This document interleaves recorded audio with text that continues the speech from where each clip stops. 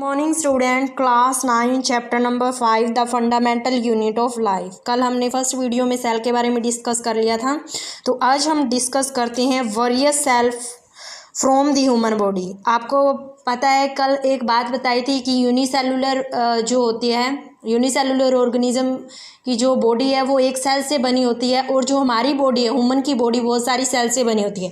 तो हमारे अंदर क्या है, अलग अलग टाइप की सेल देख रहे हो। स्मूथ मसल सेल भी हमारे अंदर होती है, ब्लड सेल्स देख रहे हो, ये नर्व सेल्स देती है, ये नर्व सेल्स आप देख रहे हो। इसके बाद में ओवम, ओवम क्या होता है, फीमेल गैमेट होता है।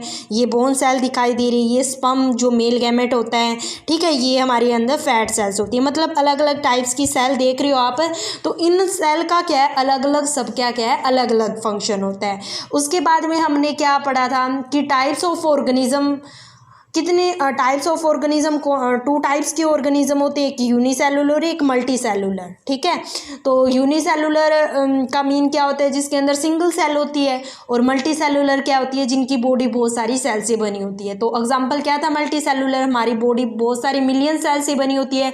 तो उसके अंदर क्या है, ह्यूमन एग्जाम्पल है। सिंगल सेल के अंदर क्या है, अमीबा और बैक्टीरिया, जिनकी सेल क्या है, जिनकी बॉडी एक ही सेल से बनी होती है। आपको कल बताया था कि हम जैसे डाइजेशन, एक्सक्रीशन, रिप्रोडक्शन, हमारे अंदर जो प्रोसेस होती है वो सेम प्रोसेस क्या है, अमीबा के अंदर भी होती है, ठीक है। अमीबा के अंदर भी डाइजेशन, रेस्पिरेशन, एक्सक्रीशन, ये सब प्रोसेस होती है, ठीक है। उसके अंदर एक सेल होने के बावजूद भी क्या है, वो सारे वर्क करती है, ठीक है।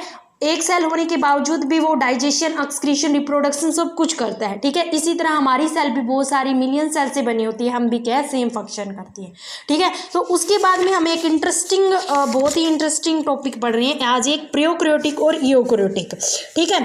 प्रोकैरियोटिक का मीन क्या होता है, प्रो मतलब प्रिमिटिव, प्रिमिटिव मतलब पुराने टाइप्स की सेल होती है। ये बहुत ही, ये क्या है कि आपको 8 से 10 11 तक ये आपको टॉपिक मिलेगा ही, तो ध्यान से सुनना। प्रो मतलब प्रिमिटिव सेल, पुराने टाइप की सेल को हम प्रिमिटिव सेल कहते हैं, ठीक है। प्रो का मीन प्रिमिटिव, पुराने टाइप की सेल होती है। कैरियोटिक का मतलब क्या होता है, न्यूक्लियस, ठीक है। तो सबसे पहले आप देख रहे हो, ये होता है प्रोकैरियोटिक सेल, ठीक है। तो प्रोकैरियोटिक सेल क्या होती है, ये पुराने टाइप्स की सेल है। तो सबसे पहले पुरानी टाइप की सेल बैक्टीरिया में दिखाई दी थी, ठीक है। तो इसके अंदर जो बीच में जो आपको न्यूक्लियस होता है, ठीक है, बताया था, पर ये न्यूक्लियस वेल डेवलप नहीं होता, अच्छी तरह से आपको क्या है, दिखाई नहीं दे रहा, अच्छी तरह से ये डेवलप नहीं होती। पुरानी टाइप की सेल थी, वो अच्छी तरह से डेवलप नहीं हुई थी, इसलिए आपको ऐसी दिखाई दे रही है। तो इसके अंदर न्यूक्लियस ना होने के बावजूद क्या होता है, इसमें न्यूक्लियोइड्स होती है, ठीक है। तो इसके अंदर क्या है, पूरी अच्छी तरह से क्या है, जो पुरानी टाइप्स की सेल थी वो अच्छी तरह से डेवलप नहीं हुई, ठीक है।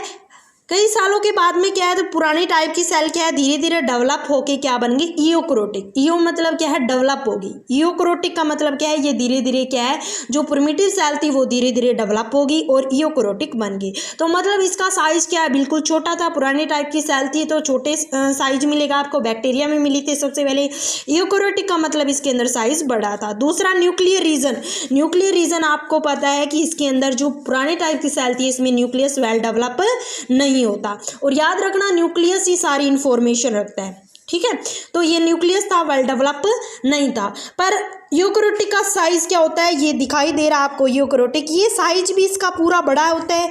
दूसरा, इसके अंदर न्यूक्लियस भी होता है, वो बहुत ही अच्छी तरह से वेल डेवलप्ड होता है, ठीक है। उसके बाद में थर्ड रीजन है क्रोमोसोम सिंगल। इसके अंदर क्या है, क्रोमोसोम सिंगल होता है, ठीक है। क्रोमोसोम्स के इस न्यूक्लियस के अंदर क्या पाया जाता है, क्रोमोसोम्स। क्रोमोसोम्स जीन के अंदर ही जीन कैरी करता है ये, ठीक है। क्या है, वो एक जनरेशन से दूसरे जनरेशन में जो क्या होते हैं, जब रिप्रोडक्शन करता है तो उसके अंदर क्या हो जाता है कि जो पेरेंट्स वाले जो भी जीन होते हैं वो क्या है, बच्चे के अंदर आ जाते हैं, ठीक है।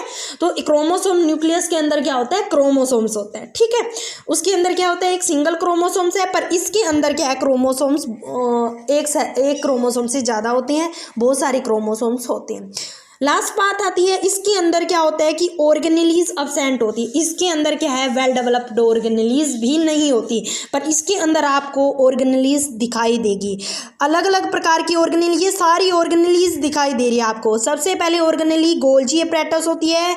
सेकेंडली आपको ये गोल्जी एपैरेटस, उसके बाद में एंडोप्लाज्मिक रेटिकुलम भी ऑर्गेनेलीज होती है, लाइजोसोम भी ऑर्गेनेलीज होती है, राइबोसोम्स भी ऑर्गेनेली होती है, ठीक है। ये आप माइटोकॉन्ड्रिया, ये भी सारी क्या है, ऑर्गेनेल ही होती है। ठीक है, तो इनका फंक्शन क्या है, गोल्जी अपरेटस क्या है, सारी चीज़ों क्या है, स्टोरेज का काम करती है। लाइजोसोम्स क्या है, लाइजोसोम्स को सुसाइड बैग कहते हैं क्योंकि ये अपनी सेल को क्या है, खुद ही खा जाता है। तो लाइजोसोम्स को सुसाइड बैग क्यों कहते हैं, क्योंकि ये अपनी सेल को खुद ही ईट करता है। राइबोसोम्स क्या है, प्रोटीन की सिंथेसिस करता है। और माइटोकॉन्ड्रिया क्या है, सारी एनर्जी का स्टोरेज करता है। ठीक है, ध्यान से सुनो, इसके अंदर ऑर्गेनेल्स का क्या क्या फंक्शन है। राइबोसोम्स क्या करता है, प्रोटीन की सिंथेसिस करता है। माइटोकॉन्ड्रिया क्या करता है, सारी एनर्जी को स्टोरेज करता है। गोल्जी अपरेटस भी स्टोरेज का काम करती है। एंडोप्लाज्मिक रेटिकुलम क्या है, पैकिंग का काम करती है। ठीक है, और मेन फंक्शन इसका होता है, माइटोकॉन्ड्रिया को पावर हाउस कहते हैं। पावर हाउस क्यों कहते हैं, क्योंकि सारी एनर्जी का स्टोर कौन करता है, माइटोकॉन्ड्रिया। और लाइजोसोम्स को सुसाइड बैग क्यों कहते हैं, क्योंकि ये अपनी सेल को खुद ही क्या करता है, ईट करता है। तो इसको हम सुसाइड बैग भी कहते हैं। थैंक्स।